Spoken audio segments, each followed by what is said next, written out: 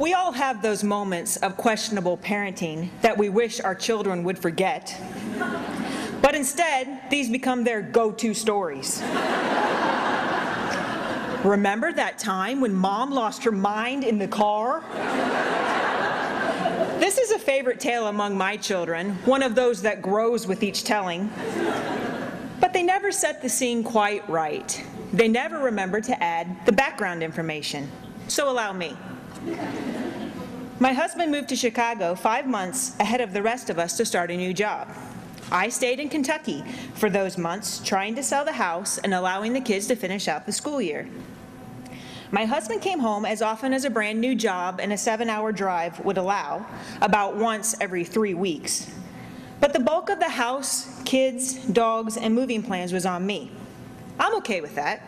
It wasn't the way that either one of us wanted it, but the way it had to be at the time. I'm actually quite proud of myself for handling that task. In those 5 months, I learned how to drive a zero-turn riding lawn tractor and how to fix a toilet. I managed the schedules of 3 different kids in 2 different schools, involved in 3 different sports.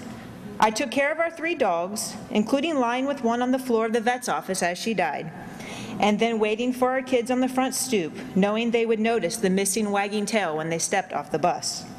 I learned that I'm competent and capable. Shortly after school was out for the summer, we finally found a buyer for our house. My husband came home for Father's Day weekend to sign contracts and to drive with me back to Illinois to pick out our new home. It was that weekend, during our last of many, many neighborhood baseball games, when I lunged for a pop fly that was hit by a 7-year-old and tore my calf muscle. So it was on crutches that I toured a couple dozen houses in our chosen suburbs. It was on crutches that I rode the Blue Line to O'Hare and boarded a plane back to the kids in Kentucky. It was on crutches that I packed our house into boxes. Oh, and did I mention that we didn't find a house that weekend? My husband was the only one to see our new home before moving day. I learned that I'm strong and can be quite flexible if necessary. I also learned that I'm of an age that requires stretching before any physical activity. Finally, the movers arrived and loaded all of our possessions on a truck bound for Illinois. We were preparing to say goodbye to our house and our neighbors and the only hometown our kids had ever known before going to close on the house. The realtor called and told us there's a problem and the closing is not going to happen as scheduled. No closing on the Kentucky house means no closing on the Illinois house. Did I mention that all of our stuff was on a truck headed north towards a house I had never seen that did not belong to us yet? Now, I'm not one who gets stressed easily, unless I'm hungry, hot, or running late. But my stress level was through the roof that we no longer had over our heads. We signed limited power of attorney over to a dear friend so that she could close on our Kentucky house in what we hoped would be a couple days, and headed for our parents' house in Ohio with our 3 kids, 2 remaining dogs, a week's worth of clothes, and our 2 cars. Our oldest daughter and her dad were in the pickup. The other 2 kids and the dogs joined me in the other vehicle. We didn't try to stay together on the interstate, figuring we'd meet up at my parents' house. We were in a Dayton traffic jam on I-75 when the car became possessed by the devil.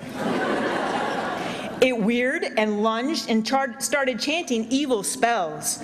The dogs were next. They too became possessed, perhaps falling under the spell cast by the devil car.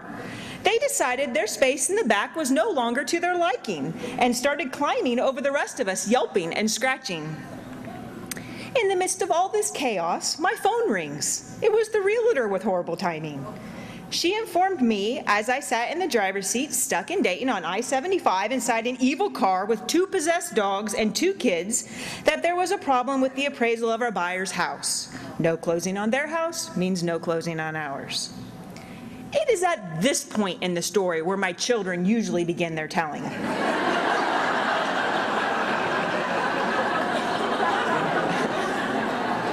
According to them, it was their mother that then became possessed. Apparently, I hung up the phone and began speaking only in curse words. And loud ones, too.